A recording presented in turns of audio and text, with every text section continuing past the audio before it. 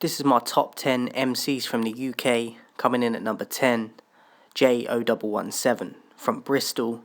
Very versatile artist, but I know him from his grime stuff. He's been on Lord of the Mics,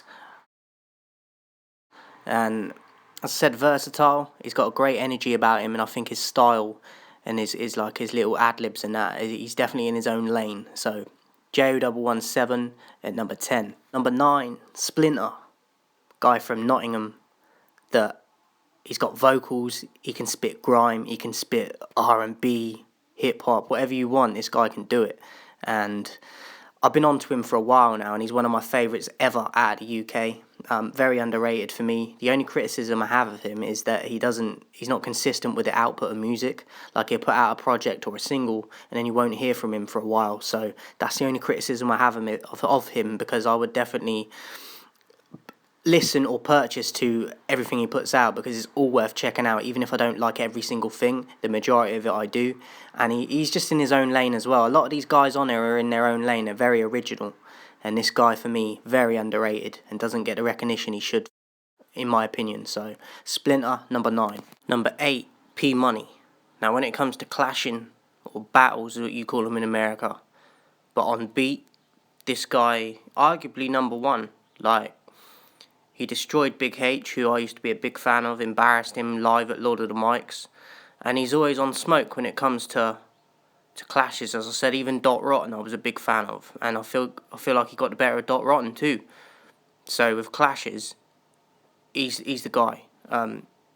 He also puts out a lot of music as well. And he's a big name in the scene, especially even going nowadays, but he's been around for a long time.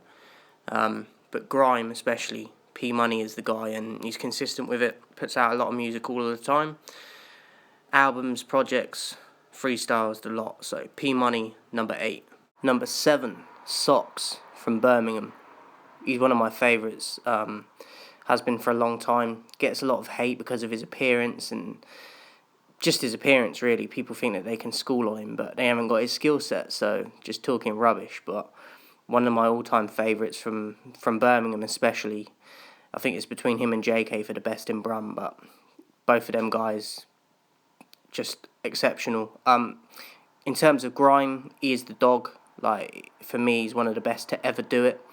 And he does drum and bass. Like, versatility is his game. He can do drum and bass, R&B, like, you name it. Like, this guy can do it, and doesn't get the respect that he should, in my opinion. Been doing it for years, and people just try and clown and hate on him because of his appearance, which is sad, but one of the best to ever do it, and one of my favourites, and has been for a long time. So Socks, number 7. Number 6, JK, also from Birmingham. He was also in Invasion Alert with Socks and a bunch of other artists. Rest in peace to Deps, man. He was part of that crew as well.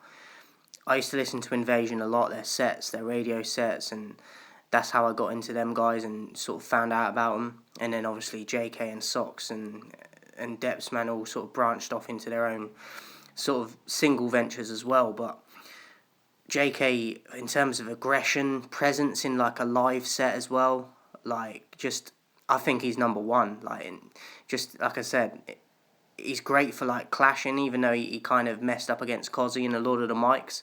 His energy and aggression on the mic, especially in a live setting, is unmatched for me. Few people could probably argue he's not got the best like technique in live settings, for like, you might cup the mic or whatever, but he's done phenomenal for himself. And in terms of making Depsman proud, like, him and Depsman were boys, and he said that when Depsman passed, he wanted to make him proud and stuff. So I think he's doing that, and he's going global. Obviously, he had that Two Fake song in Power, on the Power program in America. Doing big things, man. The only thing that's thrown at him that he's a little bit better on now is that he's not always consistent with the work rate in terms of putting the music out, but I do think he's improving on that. He's a dad now. He's calmed down a lot. He's stopped getting in trouble like he did, and I think he's having a phenomenal career. He's just got to work on that consistency a bit more, but he's doing festivals, all sorts, so he's definitely changed his life for the better. And yeah, like, I just love the aggression, especially when he's on grime. And so JK has to make this spot. Number 6. Number 5, Chip also known as Chipmunk, North London. When it comes to clashes, like P Money, but I would put this guy number one when it comes to clashing. It's arguable, it's up for debate for a lot of people, but for me, Chip is that guy. You've seen what he's just done to Stormzy.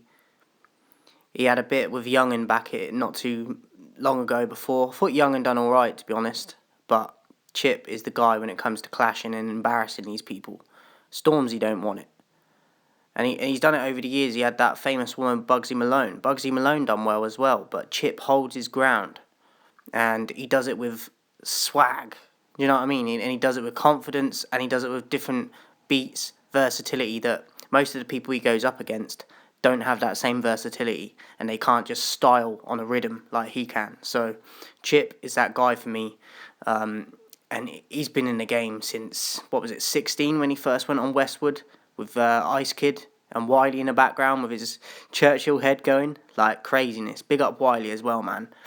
Like, Wiley is the godfather of grime, but Chip is kind of the king right now. Do you know what I mean? So he deserves it. He's been in it for the long run, and he ain't going nowhere soon. So big up Chip, number 5. WRetch 32 coming in at number 4.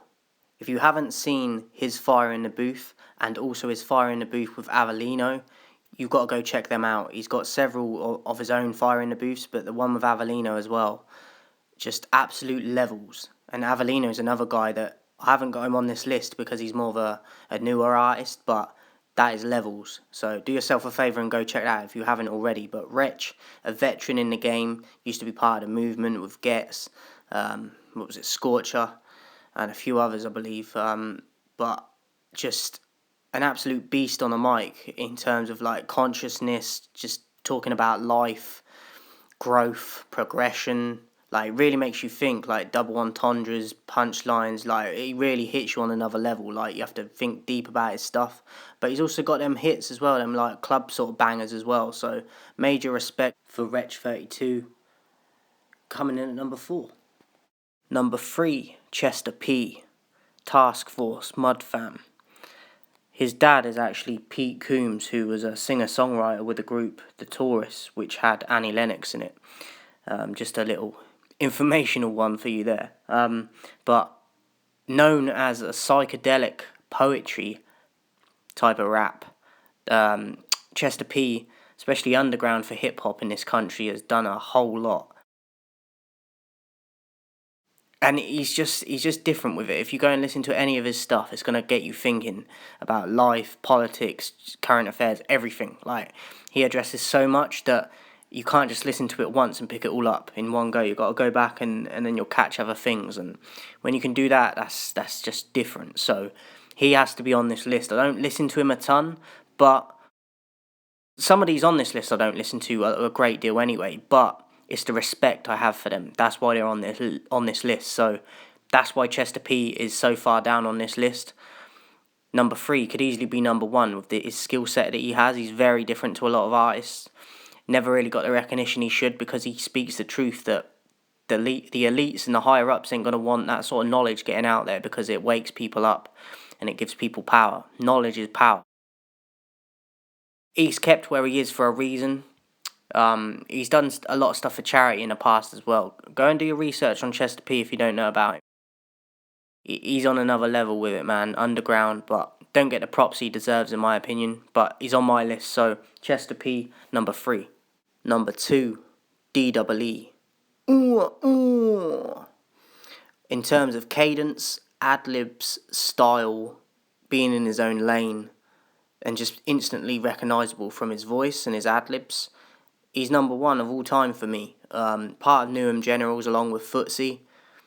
A cultural icon in terms of grime and the roots of it. He could have easily been number 1 as well. Just a phenomenal artist, like he really is. He's recently been on adverts. I think it was an IKEA advert or something, because he's got an instantly recognisable voice that people will just gravitate towards because he's different.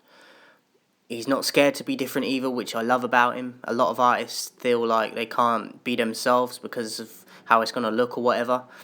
And because of how he is, and he embraced that, people look at him like a gangster. in terms of just embracing being different and being in your own lane. And for me, that guy, that's what he sets an example for. Just even outside of the music, just the confidence of being yourself. So just I can't say enough about him in terms of the culture, as I said, in grime, and one of the forefathers and like a pillar, if you will. Like, he is one of them. So he's like of a Mount Rushmore of grime for me, and just British music, to be honest. So DWE, if you haven't checked him out, if you haven't heard of him before, please go check him out. Go check out some of the sets and that he's done, and Eskimo dances and things like that, because he's different with it, and I think you'll like what you hear. So DWE, number 2. Number 1, drum roll please, Wiley, Esky Boy. This guy, for me, shaped UK music to what it is today, like even still to this day. In terms of grime and how big grime's got, if it wasn't for Wiley, we might not have grime, or how we've come to know grime. Yes, it changes and stuff over the years, but at its roots, at its foundation and fundamentals, Wiley is the guy for that. He brung in his own sound, which, like I said, he originated the genre that is grime. And so you could argue every grime person has him to thank, because if it wasn't for him, we might not have grime. And that's how deep I think about it, because and how grateful I am to Wiley, because grime is probably my favourite type of music, or one of them, or at least it was. And that's down to Wiley. It's as simple as that. He's been at it for time, like since he was a kid, with vinyl and records and Pay As You Go, the group he was in, Roll Deep, obviously, but as a single artist as well, just phenomenal. People clown on him a lot nowadays because he does a lot of his live streams and videos and that, and he's sort of going at people and stuff. And I'm not gonna lie, some of it looks a bit mad, but at the same time, I know that a lot of these artists and people that are poking fun at him, do you know what I mean? They're big fans of him secretly, but they don't want to say that because they got egos and they don't want to look bad, whatever the case is. But if it wasn't for Wiley, we wouldn't have grime. So I've got a lot to be grateful for towards him for that. It's just a shame a lot of other people don't seem to have that same respect for him. People are saying he's old now, he's washed up, but I'm going to tell you right now, when he's on it and he's focused, he's the guy. I was disappointed when it comes to the thing with Stormzy, whether or not it was deeply rooted and serious, I don't think. I felt like Stormzy got the better of him, and I feel like Chip killed Stormzy, and Wiley brought Chip through. So do you know what I mean? There's levels to the game, but I feel like Wiley didn't bring his A game. He wasn't fully focused on that whole Stormzy thing, and maybe that's because he feels he don't need to be, because he's a godfather in this. That's the reason he's called the godfather of grime for me. So he might have felt like it with Stormzy wasn't worth his time, and I get that because I kind of agree with him. Like, I really do. If it weren't for Wiley, you wouldn't have a Stormzy. So even though I feel like Stormzy got the better of him in this beef or whatever and clashing, that's a minuscule thing in the bigger picture of things and culture and history and UK music. Wiley is the Don.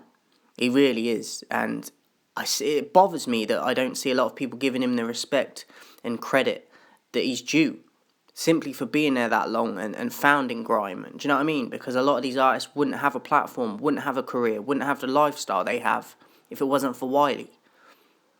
He's had issues over the years, got dropped from his label not too long ago, whatever, but he's still around. The guy, do you know what I mean? He's consistent with music.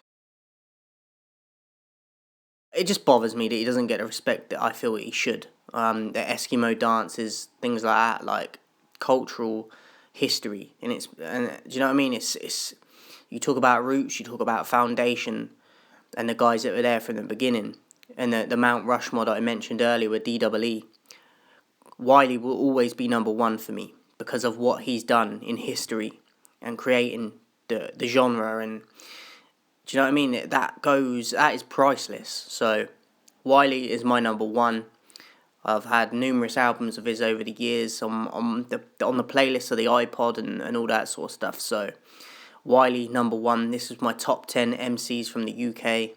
Hope you enjoyed the list, guys. I'm going to be coming with top 10 MCs. So I'll catch you then.